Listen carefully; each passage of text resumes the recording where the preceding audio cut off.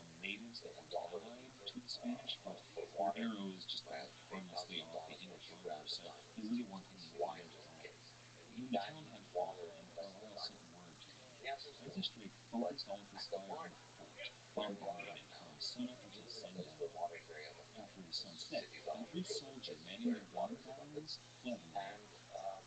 The English kept you many more will only casualties leave a in place by the next Cartagena, because but of water. still, And so the water plague is continued to extremely get abundant, brutal. and The Spanish you're spoke of, quote, choosing on whether boatloads you're of the spending the English next dead in the port, and few said days that the of money English were on burying water. their dead in The sea to valuation that hide you give how to water, reduced meaning their if you have a numbers lot were. of water at home, Much like at Santo Domingo, Drake entered into negotiations to ransom the town back from Spanish. This time, he didn't expect very much. He demanded only 500,000 ducats, and that offer was summarily revoked. The local bishop, who was in on negotiations, called Drake a pirate, at which point Drake flew into a rage. He insulted the bishop's pope and his king. The negotiations faltered. Drake once again set to burn the town piece by piece, culminating in one of his ship's cannons being fired at the newly completed cathedral. It hit one of the arches that was a support to the rest of the cathedral and toppled the entire structure to the ground. Finally, the town agreed that they would give Drake 107,000 ducats to make the English leave, which he accepted. In both of his attacks on Santo Domingo and Cartagena, the records of the Spanish don't indicate that the English were as violent as one might expect in taking the town. They, of course, called Drake a pirate and a villain, which he was, but they also called him a gentleman, better than that. Now, yes, the English owned and looted, but as I said before, they didn't murder anybody. They warned the locals in advance before they burned their homes and buildings. Drake even went so far as to hang a man, and he was home, he was safe. Drake, when he found out that the man's wife had died, gave his wife a funeral with full herbs. He and his own men gave her grave. They raised the Spanish flag, and he had his soldiers beat them into the dirt. There was a real respect that grew between the Spanish men and surprised Drake, which showed because when Drake finally left Cartagena, he demanded only 5,000 ducats from the man instead of his regular 6,000 because he had been such a hospitable host. The Cartagena had sailed north. They went on a cruise to Boston, Florida, and then continued on, sailing north to St. Augustine. Drake had his war plans together, and they decided that the port of St. Augustine, and especially the watchtower there, were a serious threat to the English settlement zone, and they opened fire. For 2 days, the cannons rang until the men manning St. Augustine's defenses retreated. At 3 o'clock, the men on the base were weary of hitting things, and they didn't want to spend a long time in the fort breaking the town, so they decided to go into St. Augustine and see what was there. Luckily, the soldiers defending the fort had left in such a hurry that they had failed to secure thousands of pounds stored in port for safekeeping. The fleet moved on to Roanoke, where they gathered some supplies and news, and then they sailed for Cartagena. If you're enjoying the show, why not check out our website at RabbiRothschildPodcast.com. Over there, you can find some supplemental information, such as maps and works of art related to the topics. We also have on every episode a list of the sources used. If you're interested in learning more about any of the topic, the source list also has links that go to the 8books.com page for that book where you can look at the copies and if you more like to read more. If you do use that service, 8books is kind enough to give me a copy of your books. We also have an 8-book search bar on our website. If you'd like to support the show, there are several ways you can do so at the website. There's a PayPal donate button, as well as a link to our Patreon page. That's going to patreon.com/PodcastPodcast. There's also an 8books and Amazon search bar, so if you need to search for anything on either 8books or Amazon.com, you can search for the website and find it within a couple of clicks. In addition to any of that, you can also leave. Hello, welcome to the Pirate History Podcast. My name is Frank. Thank you for listening. Back in Spain, Philip raged. This devilish pirate, this dragon, had burned his cities, insulted him personally, and stolen his gold.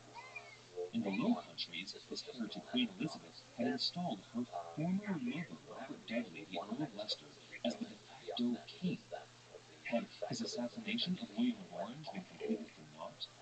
In France, Henry of Navarre, a Protestant, seemed ready to take the French throne. And on the British Isles, the heir to Queen Elizabeth executed his strongest Catholic ally there. She beheaded Mary, Queen of Scots. Everything appeared to be slipping away from her. So he called once again for his military leaders, and he ordered plans for invasion to be sped up. The Pope, intending to help, published a papal bull condemning Elizabeth once again. This bull ordered all church proceeds taken in Spain and Portugal to go directly in the encounters of Philip and presented a lineage from Edward III, the King of England, which named Philip the rightful Catholic ruler of the English and the English throne. In preparation to help Philip take that throne, the Lords Parma and Santa Cruz gathered ships into one of the largest galleons ever seen. Unfortunately, when they returned to England, the news that Francis Drake and the other captains brought back was not good, especially for the families of all of those lost on the voyage. The sailors had lost at least 40% of their number due to that horrible sickness that tore through them. It was a failure in other ways as well, a financial failure especially. The Crown had to come in and cover the shortfall to pay the soldiers and sailors their full wage because they had not made enough money for the voyage. Despite this ill news, though, the Queen was not entirely displeased. Her ships were still in good repair, none of them had lost, and back home to guard the English shores, which is exactly where Elizabeth wanted them. And they had freed those English vessels and their crews and dealt that severe blow to King Philip. That blow was really taking its toll on Philip, who lay in bed, tormented both by the physical ailment he had gout, but also by the psychological stress of what he saw as losing the war and perhaps losing the favor of his God. For a time, Drake was sent to Holland to give aid to the Dutch there, but quickly he was recalled. His plans to once again sail west and raid the Indies had to be put on hold. That amassing of ships, but that was the worst kept secret in all of them. Everybody knew that they were gathering a massive armada for the invasion of England. Once again, Elizabeth turned to Drake. The Navy, the English Navy, was busy building as many ships as possible. They were amassing cannon and crews while the Winters and the Hawkins family constantly patrolled the English Channel. Elizabeth turned to Drake and told him to gather his fleet. Once again, Drake was going to command from the ship the Elizabeth Bonaventure. The Crown also granted the fleet the ships the Golden Lion, the Rainbow, and the Dreadnought. They had a full complement of soldiers and cannon on board. This new fleet was supplemented by Drake and some of the other West Country investors. They had ships like the Drake, the Thomas, the White Lion, the Hawkins, the Elizabeth, the Edward Bonaventure, and the Minion, along with a host of smaller yet still armed vessels and pinnaces. Back in Plymouth, Drake had some trouble finding enough men to crew these ships. At the last minute, hundreds of the men who agreed to go on board deserted, wary of Drake's dangerous ventures and the shadow cast by his last outing. Sailors can be a superstitious lot, and so many had died on Drake's last voyage that this one was avoided by a lot of men. This angered Drake, and he sent a message to the Crown asking that any of the men who had deserted his voyage be arrested. The Queen declined to send her sheriffs to arrest them, but she did send soldiers to fill the crews, and on April 2nd, 1587, the fleet departed. It appears that the Privy Council sent some last-minute orders to Francis Drake. Quote, "You shall forbear to enter forcibly into any of the said king's ports or havens, or to offer violence to any of his towns or shipping within harbouring, or do any act of hostility upon the land." End quote. However, this command, for some reason, never seemed to reach Sir Francis Drake. On April 19th, near midnight, the fleet anchored just off the Spanish coast. They waited near the port of Cadiz, which was a busy and well-defended harbor that was connected by river directly to the city of Seville. Drake called his captains in compliance. All along the Spanish and Portuguese coast, the armada was gathered, and especially here. As yet, the ships from the farthest reaches of Spain's empire had not reached them, and all of the ships in port still lay at anchor. Nearly all of these ships were on land, and only a few merchant vessels were actually under sail, bringing necessary goods from ship to ship in the harbor to prepare for the invasion. Drake, against the wishes of many of the captains, ordered an immediate attack. At about 5 o'clock that evening, the English sailed toward the harbor. At first, the Spanish there assumed that it was a returning fleet of a friendly Spanish captain, and they sent a delegation to greet him. Drake, though, quickly dispatched them as notion. He opened fire on the vessels. A couple of them were sunk, and the rest of them retreated to the foot of the harbor. Now, the Spanish galleys' guns, these smaller vessels, were no match for these English galleys, who fired well out of the Spanish range. The English sunk those two manned vessels, and still not far were they actually in the harbor there, where they took a 1,000-ton merchantman and then a 700-ton Biscayan galleon. They took 5 smaller merchant vessels, and then they took a galleon owned by Santa Cruz, the Spanish admiral himself. When these 8 ships had been fully ransacked and robbed of all of the valuables on board, including the victuals and wine, they were set ablaze and put adrift. Throughout the night, then, the fort and towers fired at Drake's fleet, and whatever ships could be manned set their guns to fire against the English. However, it was really a poorly organized and ineffectual defense. The Duke, a man named Medina Sidonia, led reinforcements into the town. He had the contingent of both foot soldiers and cavalry, but they were unable to stop Drake from entering the harbor. All they could do was stop Francis Drake from entering the town, landing his men ashore, and taking the town there.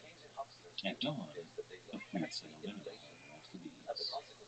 They took every ship that weighed an anchor, and all the crews that were too slow or too foolish to escape, and then lashed all of those ships together, which made it easy for them to take all of the riches they found on board. More importantly, to this mission at least, they took all of that which is required to outfit a navy.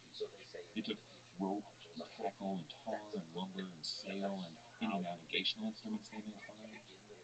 They did this so they could cripple the Armada before it even got started, and they could use all of these goods to bolster the English navy. It was really a well thought out plan. Now, Drake did falter in one of his orders, though. The Queen had told him specifically that he was to burn any ship that he found in the harbor at Cadiz. And though Drake had all of these ships slashed together with plenty of tar and certainly plenty of fire, he failed to do so. Why? He exchanged the prisoners he had taken for gold, and the Duke of Medina Sidonia himself gifted Drake with a cask of wine and a basket of sweetmeats. And Drake left the harbor in a rush. Why? He left over 60 vessels in the harbor unharmed, if a bit lighter, in defiance of his direct royal orders. Why? Well, one possible answer is that Drake had taken some of those Spanish prisoners and had them questioned. One of these prisoners may have given up some sensitive information, perhaps even more valuable to Drake than burning the ships. It appears that he had learned that Spain's second most accomplished admiral, a man named Juan Martinez de Recalde, sailed with a squadron that was half the size of Drake's and was, at this very moment, anchored off Cape St. Vincent. It's also possible that this smaller fleet was accompanying the Spanish treasure float, which was Drake's greatest lust in life. En route to get to the Cape, Drake encountered a fleet of tiny merchant vessels, really little more than fishermen's boats, and found on board what would actually wind up becoming perhaps the most valuable cargo that he would take this entire voyage. He found bound together bundles of barrel staves bound for Cadiz. I understand this might not sound like much, but you have to understand that life on board a ship required many, many barrels filled with water. If you didn't have these iron barrel staves to hold the barrels together, you couldn't have water or wine, and your ships would be unable to sail, and it took time and money to produce, so perhaps the greatest delay that Drake effected this entire voyage was stealing these barrel staves. Still, though, barrel staves, while they were important, weren't exactly a rich prize. Drake needed a real haul, both to repay his investors and to line his own pockets, so he chased after Repel, who had sailed away from the Cape. He was headed towards Lisbon, but Drake believed he could catch him. Unfortunately, the winds weren't in his favor, and Raquel managed to beat him there. Lisbon was far too well defended a port for the English to take, so Drake turned his attentions elsewhere. He took what was called the Sangres Castle, which had once, strangely enough, been the home of Prince Henry the Navigator. This was a symbolic victory, but not a rich one. Still, one monk did record, quote, "They committed their usual feasts and drunkenness, their diabolical rampages and obscenities. They stole everything they found, and then set the place on fire, having first committed 1,000 excesses and diabolical desecrations of the images of the saints, like wicked heretics." End quote. Then, on June 1st, Sir Francis Drake's fortune changed once again for the better. He learned of a ship called the San Felipe, owned by Philip himself and carrying all of the goods from the Orient directly into Drake's clutches. It's said that the San Felipe was taken without the colds and her gun ports were too crammed with goods to fire any guns at her defense. On board, Drake found gold, he found silver, he found precious gems, ivory, silk, rich dyes, cinnamon, cloves, and pepper. All in all, worth $32 million in modern money. With this haul, Drake was finally able to sail for home. It was around this time that Francis Drake enlisted perhaps one or maybe two men to write all of his letters and document all of his deeds. You see, Francis Drake needed better representation to both the Queen and the English people, and the results turned out to be ludicrous. You see, Drake was uneducated, he was poorly read, and he had really abysmal penmanship, and suddenly his correspondences were beautifully composed with allegory and reference to God, the Bible, and history. For example, he is reported to have said at Cadiz, when the wind turned to his favor, "The wind commands me away." Yeah, no, he didn't say that. Francis Drake was a sailor on the boat, and he knew ships and bards, not poetry. Similarly, at this raid on Cadiz, he is reported to have claimed that he, quote, "singed the King of Spain's beard," end quote, which was not true. That was actually said by the Grand Vizier of the Ottoman Empire in reference to his own beard rather than King Philip's.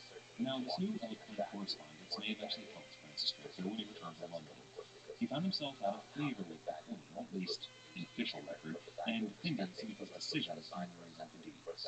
However, Drake showered Elizabeth with gifts, and he still had her ear. He may have failed to burn all of the vessels that he had been ordered to, but he had really delayed the invasion, and that was Elizabeth's aim. He also brought news of Philip's true plans. He wrote to Lord Walsingham, quote, "I assure your Honor, the like preparation was never heard of nor known. As the King of Spain hath and daily maketh to invade England, all possible preparations for defence are very expedient to be made. I dare not almost write into your Honor of the great forces we hear the King of Spain hath in the straits. Prepare in England strongly, and most by sea. Stop them now, and stop them ever. Look well to the coast of Sussex." End quote. Drake begged again and again to be allowed another voyage, this time in force to go to Lisbon, where he could destroy the Armada before it even began sailing. The Crown, however, decided not to go. Finances in England were once again tight, and Elizabeth hesitated to back any venture that would take English vessels away from English shores. Philip, too, though, had separate setbacks. In addition to the raid on Cadiz, he had been forced to call off the treasure fleets for the year, fearing that they would be taken by English pirates. They stayed in port in the Americas. And then his plans were dealt a truly terrible blow. His close friend, the Admiral Santa Cruz, died. Philip was forced to name the Duke Medina Sidonia, that man who was a hero of the raid on Cadiz, who had gifted Francis Drake wine and sweetmeats. He was forced to name him Admiral of the Spanish Armada. Medina Sidonia was a morose man, especially about the state of the Spanish Navy. He surveyed the fleet, and he found it lacking. They didn't have enough guns. They didn't have enough soldiers that were trained well, and the ships themselves were even sometimes in poor condition. He was forced to smuggle in at least 100 cast iron English cannon, something that the Spanish thought were so low quality they weren't even worth using, but he needed the guns, but still they weren't enough. The Spanish had little powder, they had less shot, and they had only a very few properly trained gunners. Only 6 vessels in the Spanish fleet carried more than 40 guns, while every English vessel carried more than 250. However, Philip refused to hear these complaints. He believed that God was on his side. The Pope himself granted special indulgences for every Spaniard on the voyage, and when confronted with the possibility of bad weather, Philip said, quote, "Since it is all for his cause, God will grant us fair weather." End quote. As he lay in his sick bed and his admiral continued to bring complaints to him, his very last command to Medina Sidonia was, quote, "Sail, sail." End quote. The Spanish plan was simple. The Armada would sail into the channel. They would break the English naval defense there, and they would hold a landing site. Then, somewhere between 30 and 60,000 soldiers, under the command of the Duke of Parma, would sail from the Netherlands to England, they would sail upriver and take London in, but there believed to be no one 2 or 3 days. The sailors, though, in the Spanish fleet were they ready?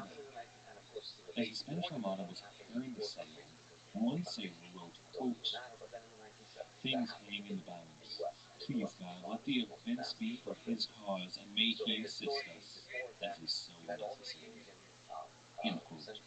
Another sailor, when he was speaking to a papal official, the nuncio, said to him, quote, "The English, who have faster and handier ships than ours, and many more long-range guns, and who know their advantage just as well as we do, will never close with us at all, but stand aloof and knock us to pieces with their culverins, without our being able to do them any serious hurt." Then the nuncio asked him what Spanish he would do, and the officer answered, "A miracle." End quote. The English weren't entirely aware of the Spanish shortcomings, though. They thought that the fleet was a lot better defended than it really was. I think that Winston Churchill gives a good description of the English attitude. He said, quote, "The chances were heavily weighted in favor of Spain. From the mines of Mexico and Peru there came a stream of silver and gold which so fortified the martial power of the Spanish Empire that King Philip could equip his forces beyond all known scales. The position was well understood in the ruling circles in England. So long as Spain controlled the wealth of the New World, she could launch out a multitude of armadas." End quote. On the English side, the Queen's plan was to separate her navy, to guard the western end of the Channel from Spain, and to guard the eastern end from the Netherlands. However, she acquiesced to her advisors. The Lord Admiral was now a man named Charles Howard of Effingham, and he was in command of the Queen's navy. His plan was to have Lords Winter and Hawkins await the Armada in the middle of the Channel, while the Lord Admiral Howard himself and Sir Francis Drake would wait at the naval front. They would be in a fleet of sleek, fast, and heavily armed smaller vessels that would be able to chase and harry the Spanish. They were going to follow behind the Armada after it sailed into the Channel. The plan was to allow the Spanish Armada to sail until it nearly encountered the fleet of larger English galleons, and then Lord Admiral and Drake would come up behind them, bite their heels, and then catch the Armada in the crossfire and demolish her. The plans of both sides were interrupted by some inclement weather. Some of those famous channel storms blew in, and the fleets of both the Spanish and the English, well, their timetables and their charts were thrown off course, so they had to regroup and make some new plans as quickly as possible. However, the basic plan for Drake to follow behind still stood, because Drake and his fleet were still at Carthage. Legend has it that when Drake received word of the Spanish Armada entering the Channel, he said, "Time enough to finish the game," and beat the Spanish off. Now, this sounds like some of Drake's famous propaganda, but this might actually be something that he said. See, the tide was high in Plymouth Harbor at the time. It was too high for the fleet to leave, and he knew they would have to wait until sundown. However, once sundown came, the fleet did set sail, and they rushed after the Spanish Armada. When the Duke of Medina Sidonia awoke the next morning, it must have been something of a shock to him. He found the English fleet not before him as he had thought, but waiting behind. Their entire formation was planned to meet the English fleet waiting before them. However, that formation and the Armada itself must have been something of a fight as well. It was at least 2 miles in width. It was a virtual forest of mast and sail, punctuated by these massive Spanish-backed vessels who towered over the smaller English vessels. Lord Admiral Howard said, quote, "All the world never saw such a great force as there was," end quote. All the same, Lord Howard ordered a single pinnace called Defiance forward to fire a single shot at the Spanish flash. This was a gesture of formal challenge. Think of a knight pulling off his glove and slapping another man in challenge for a duel. This was that sort of thing. The Spanish had their ships arrayed in 4 columns. Their heaviest ships were in the center, with their faster and smaller galleys along the sides. They made a tight crescent formation, all meant to face forward so they could surround the English fleet whenever they encountered it. However, somehow, these massive vessels had to turn around and change their entire formation because they were now facing a force that was coming from the opposite direction. Really, their formation was perfect. The Spanish were spectacular sailors. If the English had been waiting in front, they would have destroyed them immediately. However, they didn't account that the English actually had a plan. I'm going to quote historian Arthur Curran in his book To Rule the Waves, How the British Navy Shaped the Modern World, which is really a pretty excellent read, especially for any nautical or military historians out there. It goes all the way from the very earliest days of the British Navy to all the way up until World War II. He writes about this battle, quote, the English rushed forward with gun ports open, and as many guns wheeled and lashed pointing forward as possible. This was no classic battle of broadsides. Each gun was aimed on its own, while the master gunner himself gave orders to the helm. Bow chasers fired first, then the guns on the leeward side, and as the ship turned, then the guns in the stern as the boatswain shouted to his men aloft to lull sails and brought the ship to a halt. Then, as the ship turned back, the guns on the other broadside opened up as the ship completed its stately pirouette past its target. Wreathed in smoke, the Revenge, or Bear, or Vanguard, then tacked back windward to lead her away. In this way, the English guns had off an average of a shot an hour, whereas the Spanish, keeping to their tight box formation, were sometimes lucky if their guns could fire back one shot a day. End quote. It was really, at the end of the day, an ineffectual battle on both sides. While the English and the crews who could fire many more shots, their tactics weren't doing a whole lot of damage to the Spanish fleet. They took out a few of the smaller vessels, but from the distances they were firing, they were unable to take out any of the massive Spanish warships. As night fell, though, Drake was given the order to light the lantern on his stern that would guide the way for the rest of the fleet. On the Spanish side, they faced disaster. While their ships were still nearly all floating, the Norwegian Senor, the Rosario, was rammed by another Spanish vessel in the night. The Rosario lost her bowsprit, mizzenmast, and her main yard. Then, in a separate event, another ship in the Armada carrying somewhere near 383 men and almost all of the gold meant to pay the soldiers suddenly exploded. It's unclear exactly what happened, but apparently something lit their entire powder magazine out. In the chaos after this explosion, Francis Drake seized on an opportunity. He broke formation from the fleet, endangering all of those relying on his lantern, and he took the Rosario, along with the reported 55,000 golden ducats aboard, and he ordered the ship to be sailed home. Despite Francis Drake's knighthood, all of his titles and his lands, he still couldn't fight what he was at heart, a loathsome, no-good West Country pirate. The next morning, when Lord Admiral Howard came on deck, he discovered that he had not in fact been following Sir Francis Drake's lantern, but one for the Armada. A fierce morning firefight ensued, the exact kind of thing that a good English navyman needed to get the blood pumping, but he managed to remove himself from the Spanish Armada. Francis Drake returned to the fleet and was called on board of the Lord Admiral's ship. There's no record of exactly what the Lord Admiral said to Francis Drake, but man, I wish there was, because I imagine that even the Spanish in the Armada, a mile or more away, could hear the curses of this old sea captain to Francis Drake. The Admiral went on to confiscate the 55,000 ducats and send it to England. The Admiral ordered that the English would continue dogging the Spanish fleet, and the fight on water continued the same way for the next day. On land, Elizabeth stood before her rallied troops, who were preparing to defend the city of London and the land of England against any invasion. She gave them this speech, quote, my loving people, who have been persuaded by some that are careful for our safety to take heed how we commit ourselves to armed multitudes, for fear of treachery, but, I assure you, I do not desire to live in distrust of faithful, loving people. Let tyrants fear. I have always so behaved myself that, under God, I have placed my chiefest strength and safeguard in the loyal hearts and goodwill of my subjects, and therefore I am come amongst you, as you see, resolved, in the midst and heat of the battle, to live or die amongst you all, and to lay down for my God, and for my kingdom, and for my people, my honor and my blood, even in the dust.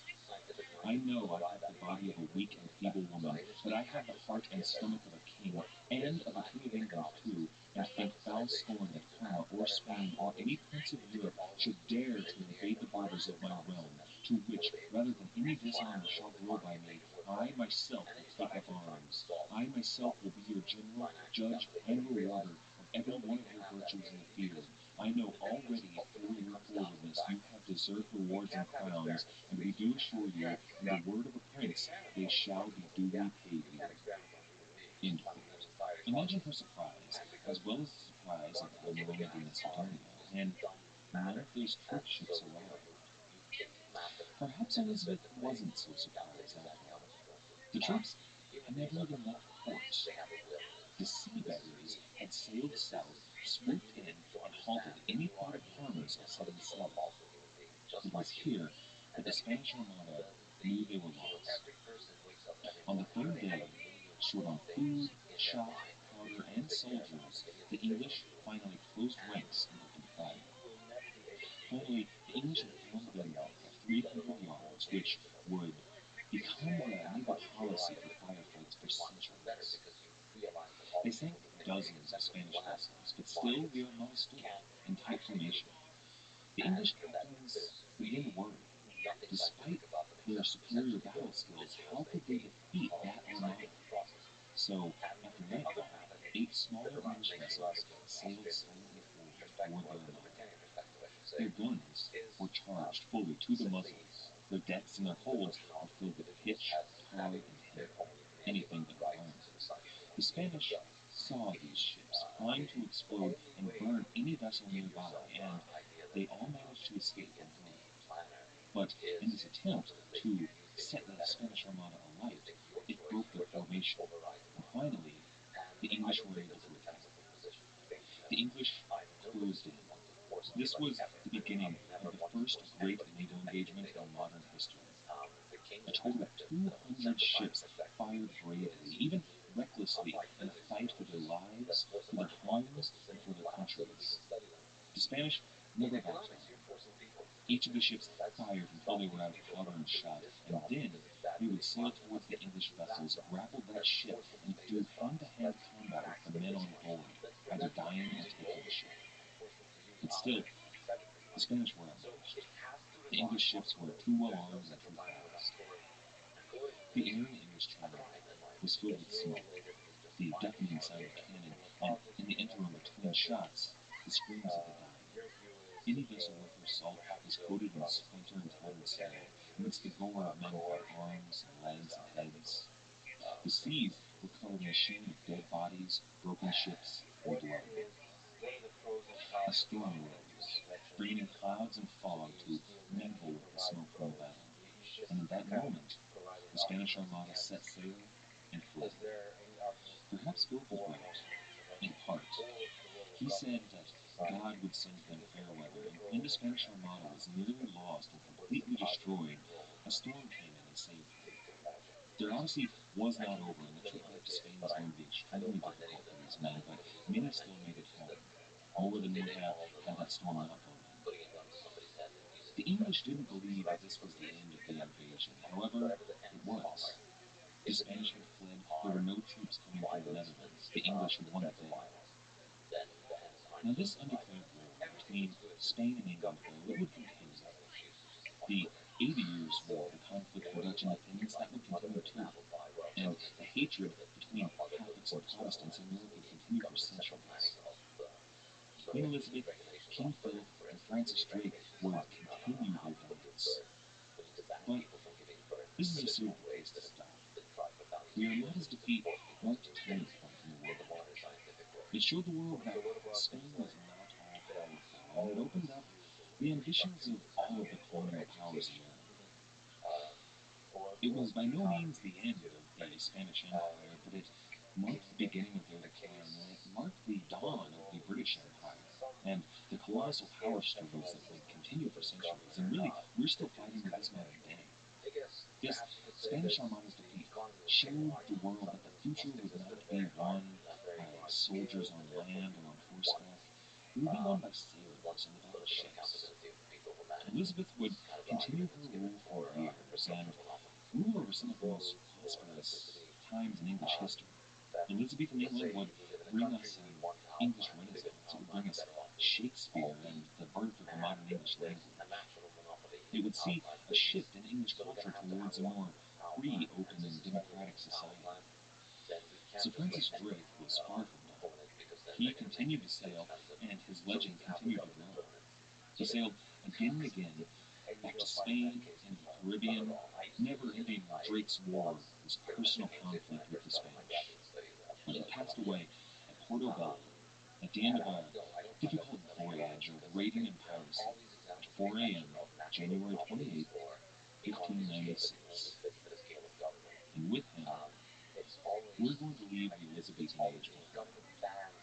The reason we've spent so much time on this era, the Elizabethan period, and Francis Drake in particular, is because these conflicts are really what set the stage for the colonial conflicts in the Caribbean.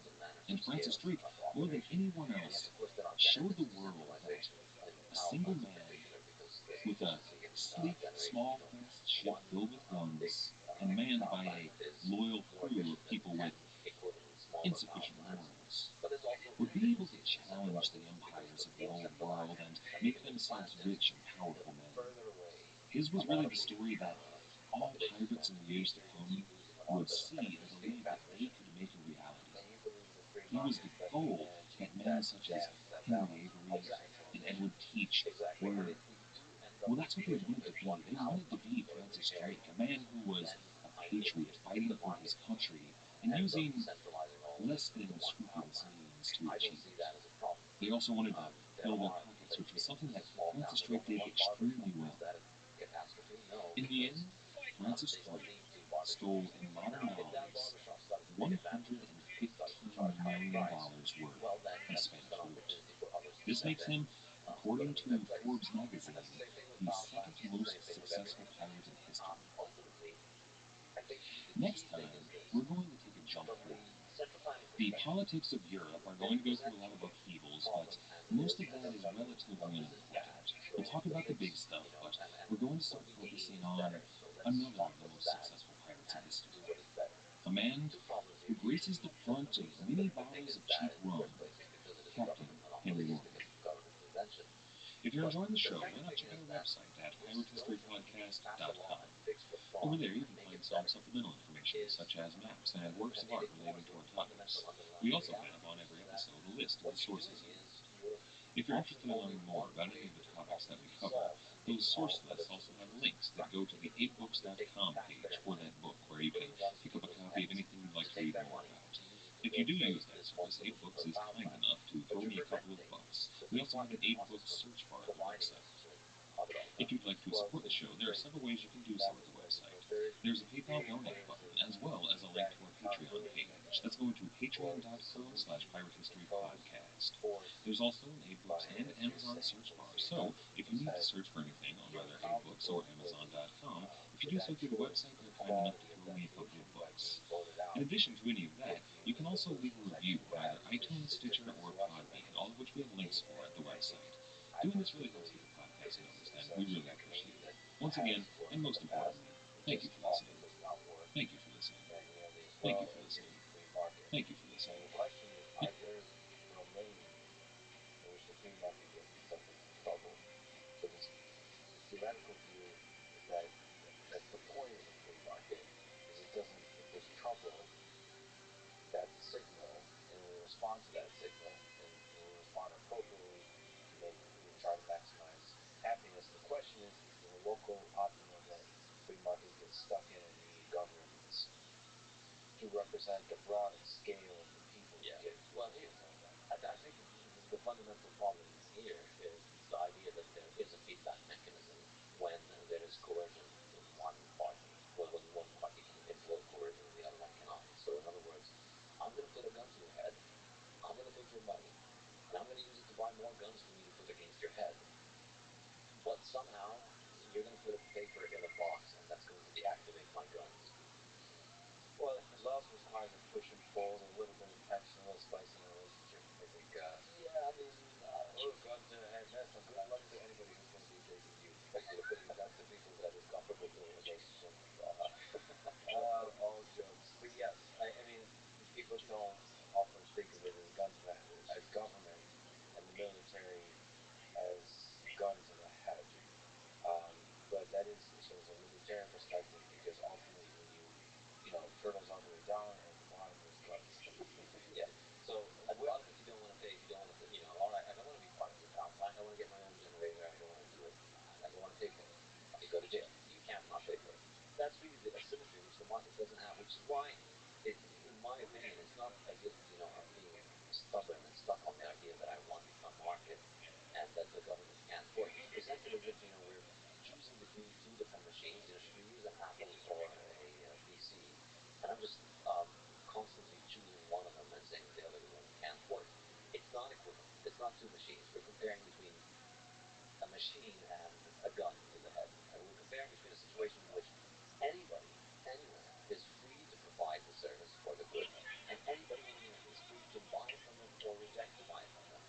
So anyone can build a power plant.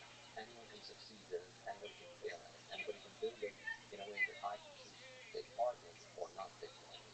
I can build my own. So we have a situation in which 10 billion people, let's say, they each can freely choose to provide the good or to buy the good.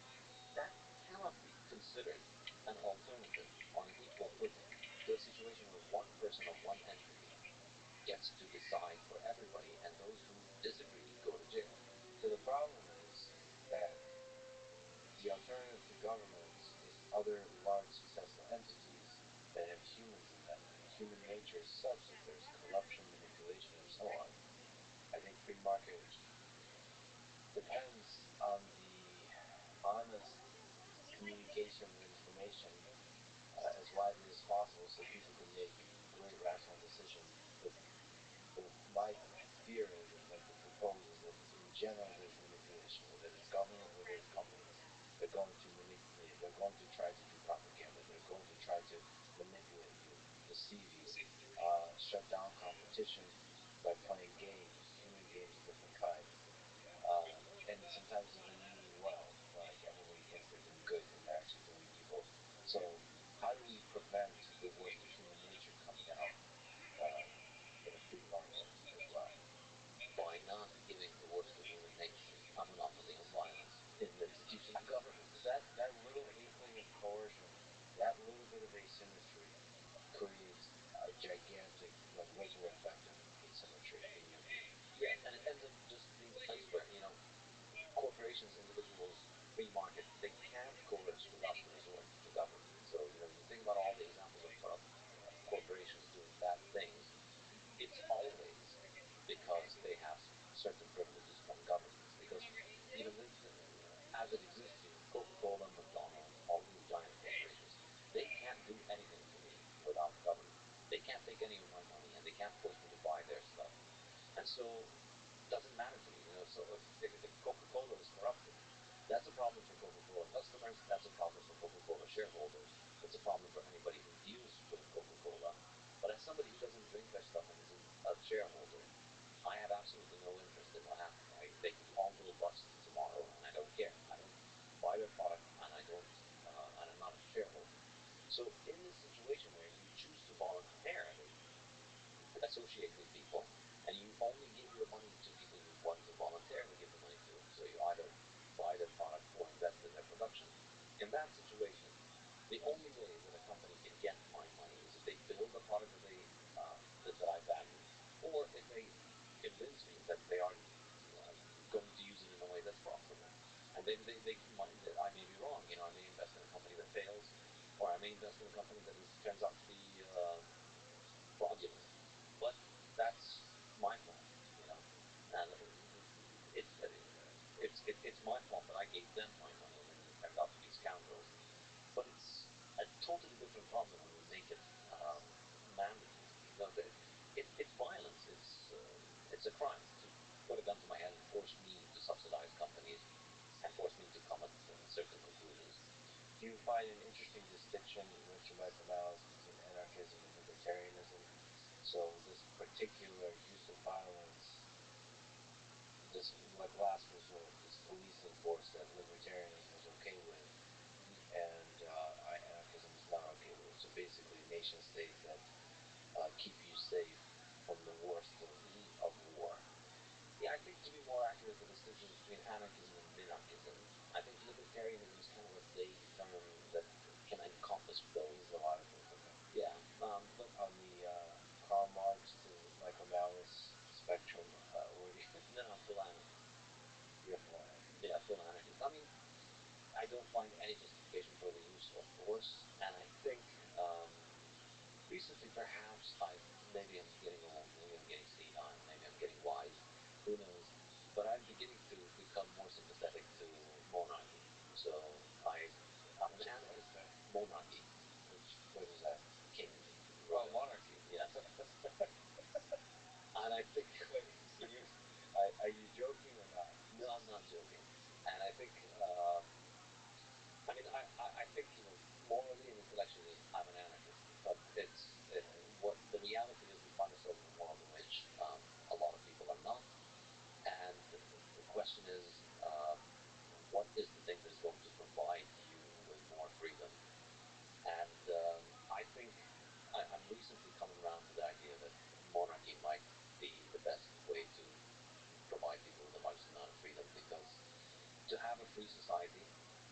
majority, perhaps, or a plurality of people to have a very strong understanding of libertarian ideas, to have a low time preference, to have a preference for the future.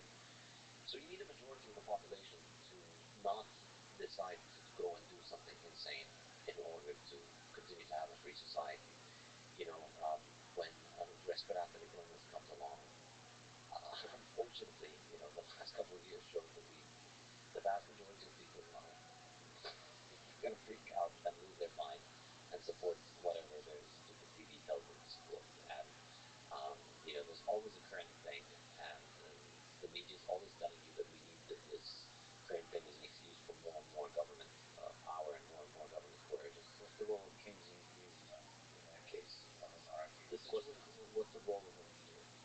I think there might be a case that, so as I was saying, you need a majority of the population to get together and decide, no, whatever is the case, the answer is voluntary. No matter how bad the disease is, it doesn't justify forcing people to stay home. You want to stay home, stay home. You want to wear a mask, take a vaccine, do whatever you want, but you can't force others to do that. So you need a majority of the people to strongly believe in this principle in order to get it in a democracy. Whereas in a monarchy, you just need the kings to get it.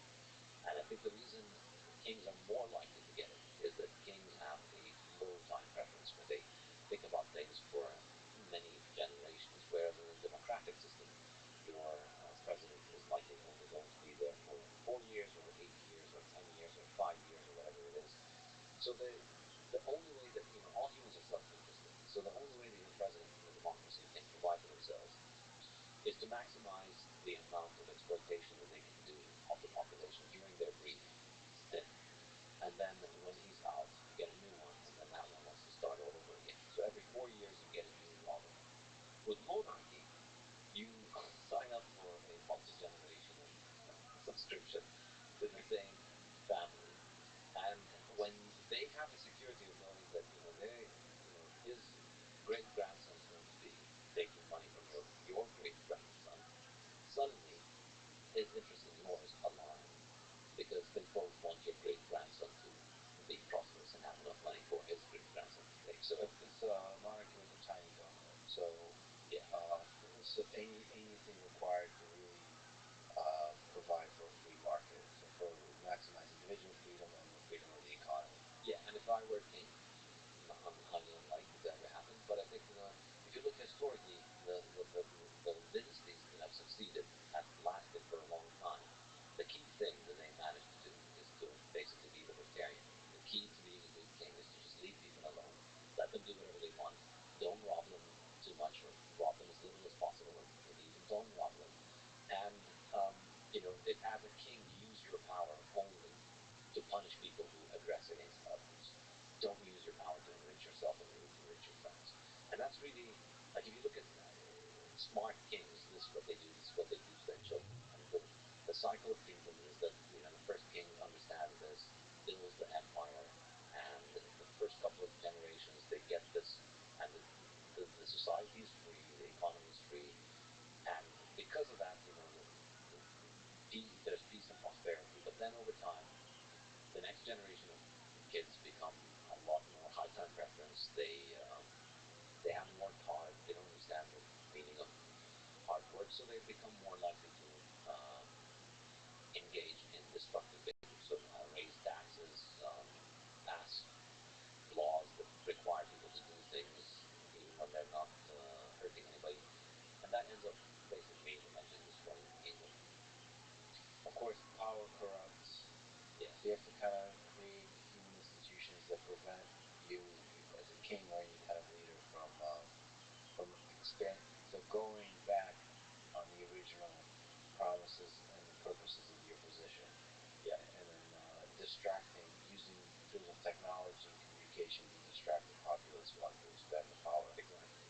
All right. You wrote the fiat standard. I think we danced around it quite a bit. I don't know if we actually defined it. So what is fiat money? What is the history of how it came to be? The fascinating history of the birth of the fiat monetary system is something that really only got uncovered in 2017. This is extremely, extremely interesting. 1914, Britain joined World War I, and if you remember your history books, it's famously this was called the August Bank Holiday. It was just going to be a few weeks where the British troops were going to go and kick European ass and come back triumphant, and most European countries believed that. But then the war kept on dragging on, and of course, to finance the war, the government, this is what they used to do under the gold standard, governments would issue bonds. So you'd issue the bonds, people would buy the bonds, the money would be used to finance the military, and then the government would pay off the bonds over the next 5 or 10 or 20 years. So for World War I, the British government, the British Treasury issued bonds for financing the war, and this only came to light in 2017. Only a third of the bonds were actually subscribed. So people, British people, I mean, this is perhaps the greatest thing they've ever done.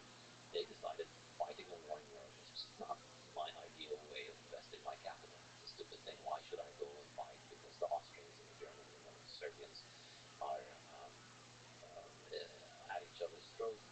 I'd rather invest in something else. So they only bought a third of the bond issue.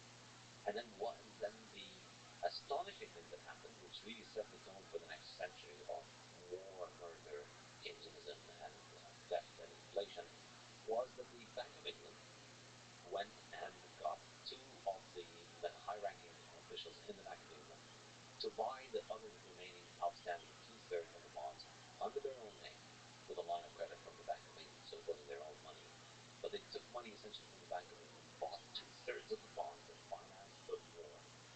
And that was how England was able to keep going into the war. So that's essentially what they did, is what we today know as quantitative easing. Back then, they printed money from the Bank of England on credit, printed credit, gave it to those two employees. They bought the bonds. The government could fight the war. It sounds like it's a nice idea. And Keynes, of course, being a huckster himself, he himself said he wrote a letter to the Bank of England that was uncovered recently, and he said, "I congratulate you on this masterly manipulation." Quoted in the book, masterly manipulation is what he called it, that they basically managed to buy the bonds using the money of the government. And of course, he never had an idea of how economics works, because he never could ask the question of, okay, and then what? Right, so we just printed money to buy two-thirds of these government bonds. What's going to happen next?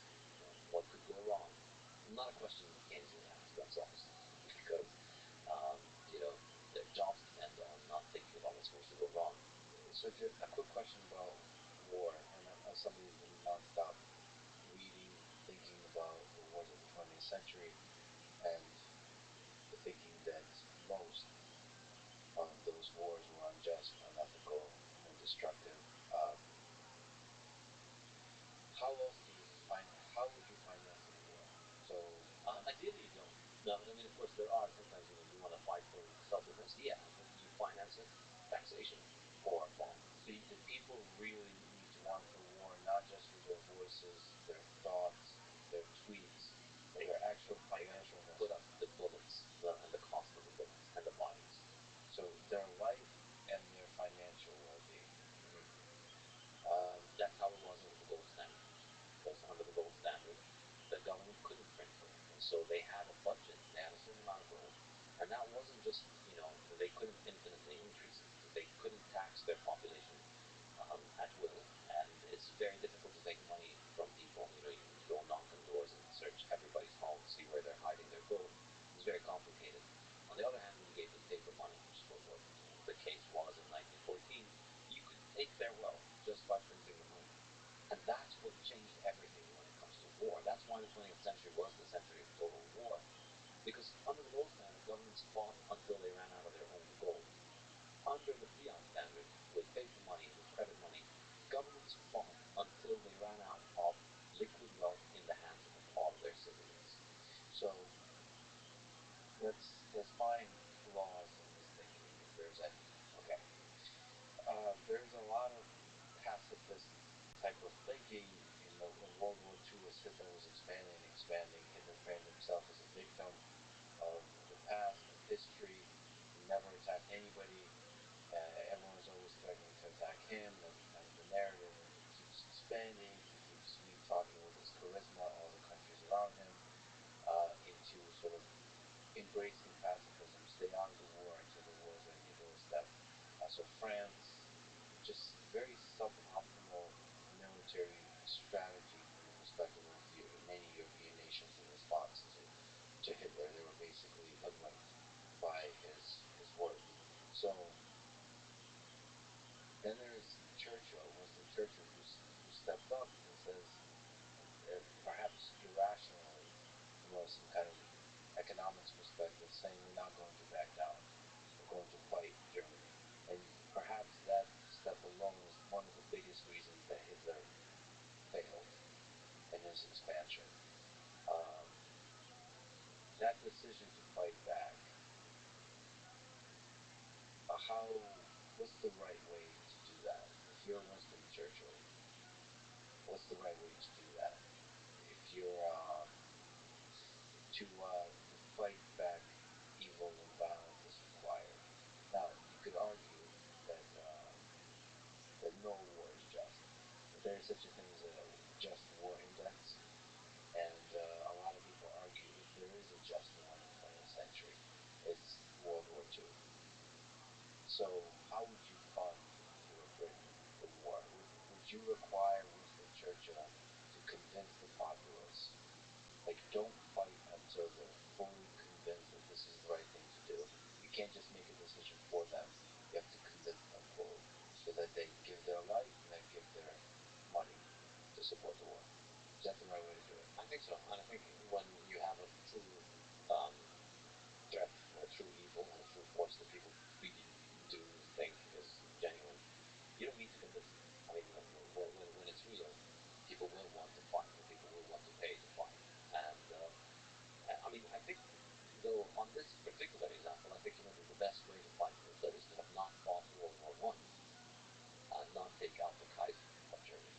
And if Britain and the US had not gotten involved in World War I, which really is the senseless war about nothing. Well, what was in it, and what was the goal from anybody fighting that war? If you look at it, after World War I, there were very minor adjustments in the borders of the countries that were participating. So Germany lost some land, Austria lost some land, but really it wasn't all that massive, and it wasn't like Britain wanted to take over Germany and move their people into Germany and kick the Germans out. So there was no really value from that war, and that's why the British people didn't want to take part in it. And that's why, if they hadn't done this enormously criminal manipulation of printing money to buy the bonds, Britain wouldn't have gotten